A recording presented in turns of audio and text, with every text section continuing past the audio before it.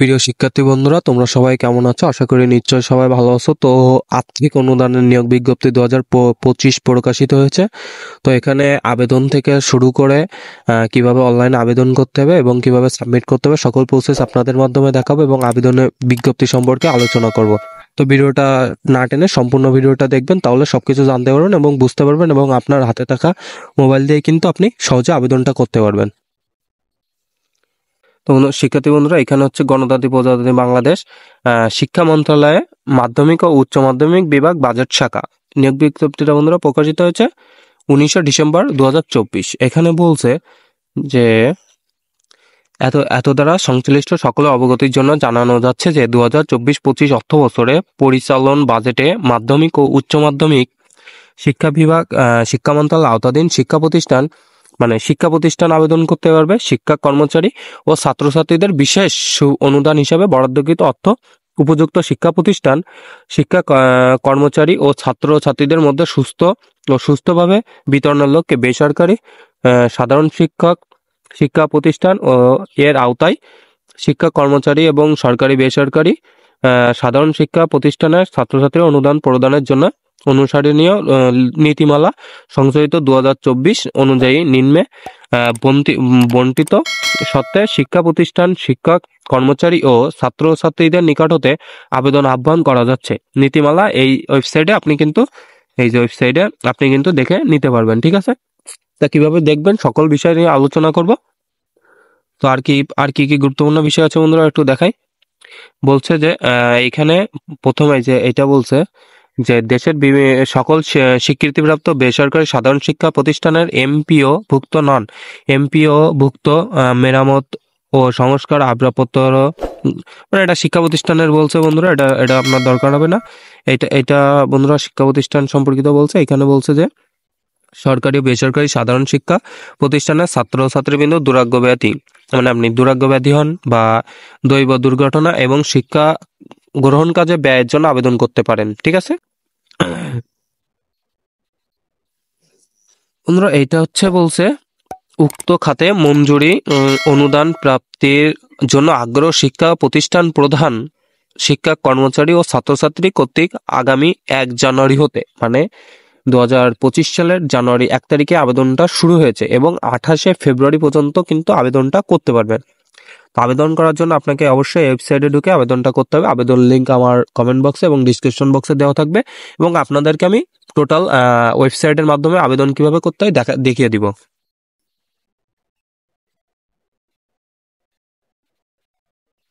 পরবর্তী ধাপ বলছে এখানে যে স্কুল কলেজ ছাত্রছাত্রীদের ক্ষেত্রে জন্ম নিবন্ধন সনদ নাম্বার প্রদান করতে হবে। মানে স্কুল কলেজে যাদের এখনো আইডি কার্ড হয় নাই তারা জন্ম সনদ এর নাম্বার প্রদান করতে হবে। আবেদনের মাধ্যমে আমি দেখিয়ে দিব। আবেদনের সাথে প্রতিষ্ঠান প্রদান কর্তৃক প্রদত্ত প্রত্যয়নপত্র এবং বিশ্ববিদ্যালয় পর্যায়ে ছাত্রছাত্রীদের ক্ষেত্রে বিভাগীয় প্রদান কর্তৃক প্রদত্ত প্রত্যয়নপত্র অবশ্যই সংযুক্ত করতে হবে। তার মানে এখানে আপনার আবেদনের সাথে আপনাকে অবশ্যই কোনো শিক্ষা প্রতিষ্ঠান হতে প্রত্যয়নপত্র নিতে হবে। এখানে বলছে যে শিক্ষা প্রতিষ্ঠান বরাদ্দকৃত অর্থ শিক্ষা প্রতিষ্ঠানের নিজস্ব ব্যাংক হিসাবে অনলাইনে, এটা হচ্ছে আপনার শিক্ষা প্রতিষ্ঠানের ক্ষেত্রে, এটা না জানলেও চলবে। এখানে বলছে যে শিক্ষা কর্মচারী ও ছাত্রছাত্রীদের ক্ষেত্রে বরাদ্দকৃত অর্থ মোবাইল ব্যাংকিং নগদ এর মাধ্যমে প্রদান করা হবে।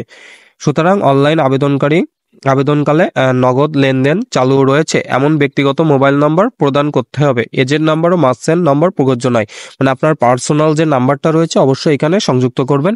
কোনো এজেন্ট নাম্বার বা কোনো মার্চেন্ট নাম্বার এখানে সংযুক্ত করবেন না। ঠিক আছে, এখানে বলছে যে শিক্ষা প্রতিষ্ঠান শিক্ষা কর্মচারী একবার এ সুবিধা ভোগ করতে পারেন। পূর্বে এ খাতের আওতায় সুবিধাপ্রাপ্ত হলে পুনরায় আবেদন করার জন্য যোগ্য বলে বিবেচিত হবে না। ঠিক আছে, যারা আবেদন আগে করছে বা আগে যারা পেয়েছে তারা এখানে আবেদন করবেন না। এখানে বলছে যে অসম্পূর্ণ আবেদনের হার্ড কপি গ্রহণযোগ্য নয়। তো এখানে আর কিছু নাই, এবার সরাসরি আবেদন কিভাবে করতে হবে অনলাইনে বন্ধুরা দিব। তো চলুন অনলাইনে কিভাবে আবেদন করতে হবে দেখে নিই।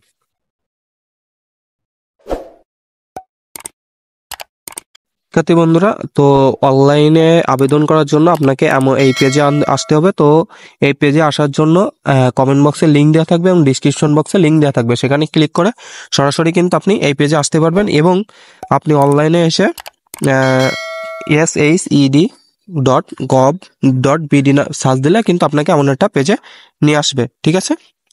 তো এখান থেকে আপনাকে একটু এখান থেকে এইখানে ক্লিক করে আপনি এটা ডেস্কটপ সেট করে নেবেন। ডেস্কটপ সেট করে নিলে আপনি এটা আবেদনের ইয়েটা বড় হয়ে যাবে। তো এখানে বন্ধুরা এখানে বলছে যে একটু দেখাই, এখানে বলছে যে শিক্ষা প্রতিষ্ঠানের আবেদন ফর্ম, শিক্ষা কর্মচারী আবেদন ফর্ম এবং শিক্ষার্থীদের আবেদন ফর্ম। তো আপনি তো অবশ্যই শিক্ষার্থী, তো শিক্ষার্থীদের জন্য বা এখানে আর একটা জিনিস বন্ধুরা আছে, এখানে আর্থিক অনুদান সংক্রান্ত বিজ্ঞপ্তি। যারা বিজ্ঞপ্তিটা আবার দেখতে চান তারা এখান থেকে দেখে নিতে পারবেন। তো আবেদন করার জন্য এই যে শিক্ষার্থী আবেদন ফর্ম, এই যে শিক্ষার্থী আবেদন ফর্ম, এখানে ক্লিক করবেন। ক্লিক করার পরে বন্ধুরা আপনাকে এমন একটা পেজে আনবে। ক্লিক করার পরে বন্ধুরা এমন একটা পেজে আনবে। তো আবেদন এখানে বলছে যে সেবা সংশ্লিষ্ট প্রয়োজনীয় কাগজদাদি। এখানে বলছে যে ষষ্ঠ থেকে দ্বাদশ শ্রেণীর শিক্ষার্থীদের শিক্ষা প্রতিষ্ঠান যে জেলায় বিদ্যমান রয়েছে সেই জেলা প্রশাসকের কার্যালয় প্রাপক অফিস সিলেক্ট করতে হবে। তো আবেদনে আপনাদের দেখাবো, সমস্যা নাই। তো এখানে প্রয়োজনীয় কাগজপত্রাদি বলছে বন্ধুরা, প্রতিষ্ঠান প্রধান বিভাগীয় প্রধানের প্রত্যয়নপত্র, শারীরিক ও মানসিক অক্ষমতা, যদি আপনার শারীরিক ও মানসিক অভিজ্ঞতা থাকে সেক্ষেত্রে বলছে, অন্যান্য বৃত্তির সম্পাদিত তথ্য, মানে অন্য বৃত্তি যদি আপনি পেয়ে থাকেন সেক্ষেত্রে। এখানে বলছে যে সেবা প্রদানের সময়সীমা 150 দিনের ভিতরে আপনি এটা সেই সেবাটা পাবেন, ঠিক আছে। সেবার ফি বলছে বিনামূল্যে, সেবার ফি বলছে বন্ধুরা বিনামূল্যে, ঠিক আছে, বিনামূল্যে। এখানে আবেদন ফর্ম নিয়মাবলী, আবেদন ফর্মের লাল তারকা চিহ্নিত ঘরগুলো অবশ্যই পূরণ করতে হবে। তো আবেদনে কিভাবে করতে হবে, এইখান থেকে এই যে আবেদন করুন, আবেদন করুন বাটনে ক্লিক করবেন। ক্লিক করার পরে আপনাকে এমন একটা পেজে নিয়ে আসবে। তো এইখানে পেজে আনার পরে এইখানে আপনাকে দুটো অপশন দেখাবে। এই পেজে আনার পরে এইখানে এমন একটা পেজ দেখাবে। তো এইখানে বলছে যে মাইগভ অ্যাকাউন্ট লগ ইন করুন, এখানে বলছে মোবাইল ইমেল। তো এখানে আপনার মোবাইল এবং পাসওয়ার্ড আপনার তো নেই, তার মানে আপনাকে রেজিস্ট্রেশন করতে হবে। তো মাইগভ রেজিস্ট্রেশন, এইখানে অ্যাকাউন্ট নেই, তার মানে এখানে রেজিস্ট্রেশন বাটন, এই রেজিস্ট্রেশন বাটনে ক্লিক করবেন।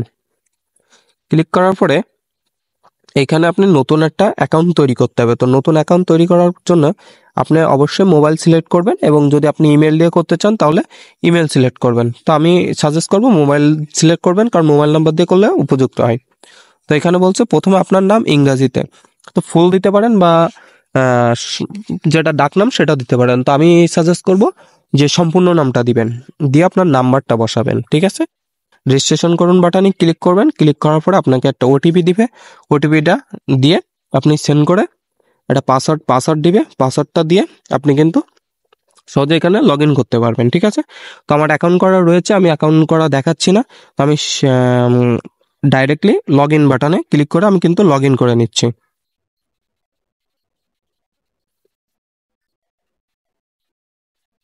তো আপনাকে পাসওয়ার্ড এবং মোবাইল নাম্বার দিয়ে লগ ইন করার পরে আপনাকে এই পেজে নিয়ে আসবে। তো এইখানে এই পেজে আনার পরে আপনার এইখানে সকল বিস্তারিত আপনাকে এখানে দিতে হবে, ঠিক আছে, সকল বিস্তারিত এখানে দিতে হবে।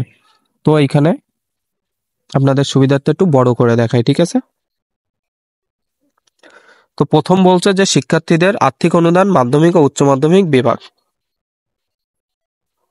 এখানে বলছে প্রথমে শিক্ষার্থীদের আর্থিক অনুদান মাধ্যমিক উচ্চ মাধ্যমিক বিভাগ, এখানে বলছে প্রাপক অফিস। মানে আপনার এখানে বন্ধুরা মূল বিষয় এখানে বুঝতে হবে যে বাছাই করুন, এই বাছাই করুন অপশনে যে আপনি কোনটা দিবেন। তো এখানে আপনার যে শিক্ষা প্রতিষ্ঠান যে জেলার ভিতরে রয়েছে, আপনার ঢাকায় যদি কোনো শিক্ষা প্রতিষ্ঠান হয় সেই শিক্ষা প্রতিষ্ঠানের নাম দিবেন, এবং আপনি যদি মনে করেন খুলনায় থাকেন বা আপনি ঢাকায় থাকেন, ঢাকা থেকে যদি আপনি খুলনাতে পড়াশোনা করেন অবশ্যই আপনাকে খুলনা জেলা প্রশাসকের কার্যালয় সিলেক্ট করতে হবে, এবং আপনি যদি ঢাকাতে থাকেন অবশ্যই আপনার ঢাকা সিলেক্ট করতে হবে, ঠিক আছে। যে শিক্ষা প্রতিষ্ঠান রয়েছে আপনি সেই শিক্ষা প্রতিষ্ঠানের জেলাটা সিলেক্ট করবেন, আপনার জেলা না, ঠিক আছে। এখানে বলছে যে ষষ্ঠ দ্বাদশ শ্রেণীর শিক্ষার্থীদের ক্ষেত্রে শিক্ষা প্রতিষ্ঠানের যে জেলায় বিদ্যমান রয়েছে সেই জেলা প্রশাসকের কার্যালয় প্রাপক অফিস সিলেক্ট করতে হবে, যেটা আমি বললাম আর কি। এবার এখানে বন্ধুরা বলছে গুরুত্বপূর্ণ বিষয়, লাল তারকা চিহ্নিত স্টার দেওয়া রয়েছে যার পাশে অবশ্যই সেইগুলো আপনাকে পূরণ করতেই হবে। প্রথমে বন্ধুরা শিক্ষার্থীদের আর্থিক অনুদান, ঠিক আছে, এইখানে লেখা আছে। আচ্ছা, এখানে প্রথমেই বলছে যে শিক্ষার্থীদের নাম ইংরেজিতে, তো এখানে আপনার নামটা সুন্দরভাবে ইংরেজিতে বসিয়ে দিবেন। তারপরে এখানে শিক্ষার্থীদের নাম বাংলায়, তো আপনার ফুল নামটা এখানে বসিয়ে দিবেন। এখানে হচ্ছে শিক্ষার্থীর রোল নাম্বার ইংরেজি, তো আপনি যে শিক্ষা প্রতিষ্ঠানে পড়তেছেন আপনার রোল যেটাই হোক না কেন আপনি সেই রোলটা এখানে দিবেন। এখানে হচ্ছে শিক্ষার্থীর শ্রেণী, তো এখানে শিক্ষার্থীর শ্রেণী নির্বাচন করবেন। তারপরে শিক্ষার্থীদের জন্ম নিবন্ধন নম্বর ইংরেজিতে, তো এখানে আপনার জন্ম নিবন্ধনটা এখানে দিয়ে দিবেন, ঠিক আছে। তারপরে বলছে যে শিক্ষার্থীদের জন্ম তারিখ, তো আপনার আইডি কার্ডে বা জন্ম নিবন্ধন কার্ডে যে জন্ম তারিখটা দেওয়া রয়েছে অবশ্যই সেটা এখান থেকে দিবেন, ঠিক আছে। এখানে বলছে যে পিতার নাম বাংলায়, পিতার নাম বাংলায় আপনি এখানে দিয়ে দিবেন। তারপরে এখানে পিতার বাংলা পেশা বাংলা, এখানে যে পেশা আপনি কৃষক হলে কৃষক দিবেন, ব্যাংক হলে ব্যাংক দিবেন, কৃষি কর্মকর্তা হলে কৃষি কর্মকর্তা দিবেন, যেটাই হোক না কেন আপনি সেটা সিলেক্ট করবেন এখান থেকে। দিনমজুর হলে দিনমজুর দিবেন, ঠিক আছে। তারপরে এখানে পিতার জাতীয় পরিচয়পত্র এনআইডি নাম্বার ইংরেজিতে, শুধু ইংরেজি ইনপুট মানে আপনি ইংরেজিতে লিখবেন, ঠিক আছে। মাতার নাম বাংলায়, এখানে বাংলায় মাতার নাম দিবেন। মাতার পেশা বাংলায়, স্বাভাবিক ক্ষেত্রে মাতা বেশিরভাগই গৃহিণী, মানে বাড়ির কাজকর্ম সামলায়। যদি কারোর মা ব্যাংক কর্মকর্তা হন তাহলে ব্যাংক কর্মকর্তা দিবেন, বা অন্য কোনো কাজ আদার কাজ করে থাকলে সেটা দিবেন, ঠিক আছে।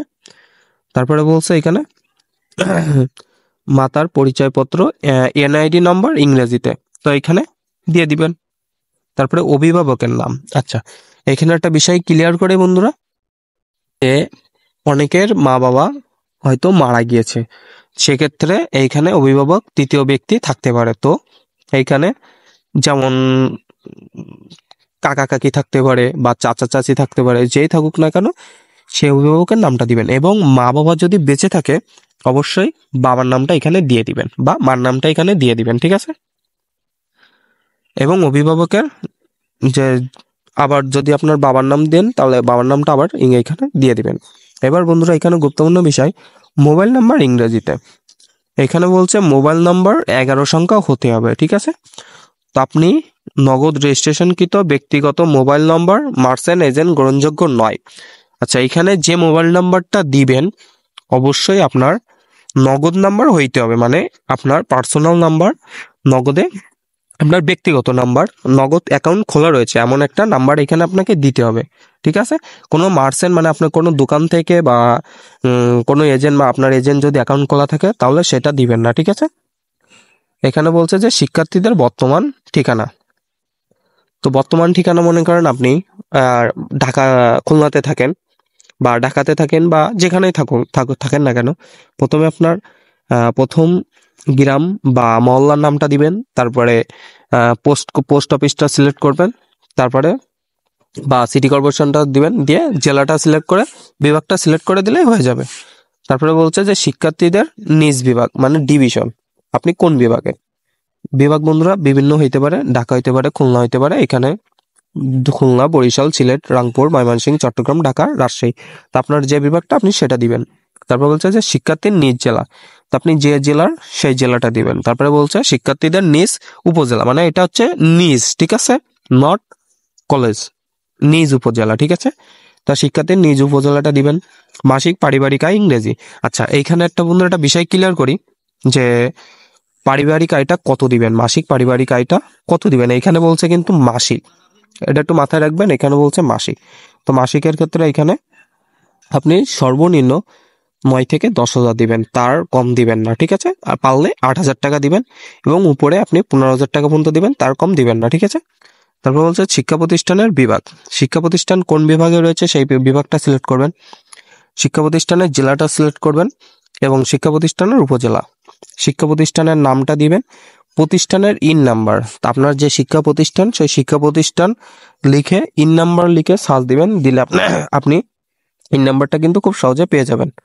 তারপরে প্রতিষ্ঠানের স্তর, তো প্রতিষ্ঠানের স্তর আপনি সিলেক্ট করবেন যে আপনার কোন স্তরে রয়েছে। পরিবারের মোট সদস্য সংখ্যা ইংরেজিতে দিতে হবে। ইমেলটা না দিলেও চলবে বা সদস্য সংখ্যা না দিলেও চলবে। এখানে মূল বিষয় শারীরিক ও মানসিক অক্ষমতা, এখানে নির্বাচন করুন আপনার শারীরিক ও মানসিক অক্ষমতা কি রয়েছে। যদি না থাকে তাহলে না দিবেন, যদি হ্যাঁ থাকে তাহলে হ্যাঁ দিয়ে আপনার সার্টিফিকেট কিন্তু প্রদান করতে হবে, তো অবশ্যই না দিবেন। অন্যান্য বৃত্তি নির্বাচন, এখানে হচ্ছে আপনার অন্যান্য বৃত্তি হ্যাঁ না, তো আপনি অন্যান্য বৃত্তি কি পান, যদি না পেয়ে থাকেন তাহলে না দিবেন, এবং যদি পেয়ে থাকেন তাহলে হ্যাঁ দিয়ে আপনাকে কিন্তু সেটার এখানে ফটোকপি দিতে হবে, ঠিক আছে। বিশেষ দ্রষ্টব্য শারীরিক ও মানসিক অক্ষমতা এবং অন্যান্য বৃত্তির জন্য সংযুক্তি প্রদান করতে হবে। এখানে বলছে যে অনগ্রসর এলাকা নির্বাচন করুন, এখানে দিলে হবে না দিলেও চলবে। আবেদনের কারণসমূহ নির্বাচন করুন, আবেদন কি জন্য আপনি আবেদন করতে চান, ঠিক আছে। এখানে ব্যাধি রোগ আছে, দৈব দুর্ঘটনা, শিক্ষা গ্রহণ কাজে ব্যয়, দুস্থ, মেধাবী, প্রতিবন্ধী, অসহায়, রোগগ্রস্ত, গরিব, অনগ্রসর সম্প্রদায়। তো শিক্ষার্থী বন্ধুরা সবাই সাধারণত আপনারা শিক্ষা গ্রহণ কাজে ব্যয় এটা দিন। তো আমি বলবো যে এটা মেধাবী বা অসহায় বা গরিব, মেধাবী না দিলেও অসহায় বা গরিবটা সিলেক্ট করবেন, তো গরিবটা সিলেক্ট করবেন। সিলেক্ট করার পরে এখানে আবেদনের যৌক্তিকতা, তো এখানে আবেদনের যৌক্তিকতা আপনি আবেদনটা কিসের জন্য করতেছেন বা আপনি আহ কেন কেন এটা আবেদনটা করলেন, যেমন আপনি গরিব, আমি টাকাটা পেতে চাই, এরকম একটা যৌক্তিকতা লিখে দিবেন বাংলায়, ঠিক আছে। দিয়ে এখানে সংযুক্তির নোট ফাইল সাইজ 1 মেগাবাইট হতে হবে। এখানে বলছে যে প্রতিষ্ঠানের বিভাগীয় প্রদানের প্রত্যয়নপত্র। বন্ধুরা এখানে হচ্ছে একটা দেখাইছে, তো এখানে একটা দেখাইছে যখন আপনি শারীরিক অক্ষমতা এটা হ্যাঁ দিয়ে দিবেন বা অন্যান্য বৃত্তি যখন হ্যাঁ দিয়ে দেবেন, তখন এখানে কিন্তু আপনাকে 3টা দেখাবে, তো আপনাকে 3টা কিন্তু ফাইল এখানে পেমেন্ট করতে হবে, ঠিক আছে। তো এখানে প্রেরণ করার পরে আপনি সবকিছু দেখে নেবেন, সুন্দরভাবে দেখে নিয়ে আবেদনটি দপ্তরে দাখিল করুন। এই বাটনে ক্লিক করবেন। পরবর্তী পেজে একেবারে নিচের দিকে চলে আসবেন। তো আমার ইনফরমেশনের জন্য আমি হাইড রাখছি, এই জন্য আমি একেবারে নিচে এসে দেখাচ্ছি। তো এখানে যে আবেদন দাখিল করুন বাটনে ক্লিক করবেন। ক্লিক করার পরে আপনার আবেদনটা কিন্তু সম্পূর্ণ হয়ে যাবে।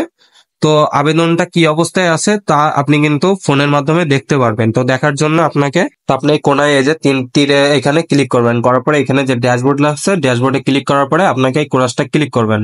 ক্লিক করার পরে এই যে আপনার প্রথম যে আবেদনটা এখানে বলছে যে শিক্ষার্থীর আর্থিক অনুদান, আমি আগেও আবেদন করছি, তো এখানে প্রথম 1 নাম্বারটা যেটা আছে এইটা এখানে 3/1/2025 তারিখ আবেদন তারিখ ক্রিয়া করছি। সেবা প্রদানের সম্ভাব্য তারিখ 2/6/2025, মানে আমার 6 মাসের 2 তারিখে আপনাকে পেমেন্ট করতে পারে, মানে টাকাটা দিতে পারে। এখানে বলছে যে আবেদনের অবস্থা সংশ্লিষ্ট দপ্তরে প্রেরণ করা হয়েছে, ঠিক আছে। তো এই ছিল আজকের মতো ভিডিওটা দেখে আপনি খুব সহজে কিন্তু হাতে থাকা ফোন দিয়ে কিন্তু অনলাইনে আবেদন করতে পারবেন। আর কোনো কিছু জানার থাকলে অবশ্যই কমেন্ট বক্সে কমেন্ট করে জানাবেন। তো আজকের ভিডিওটা ছিল এই পর্যন্ত। তো সবাই ভালো থাকবেন, সুস্থ থাকবেন, দেখা হবে পরবর্তী ভিডিওতে।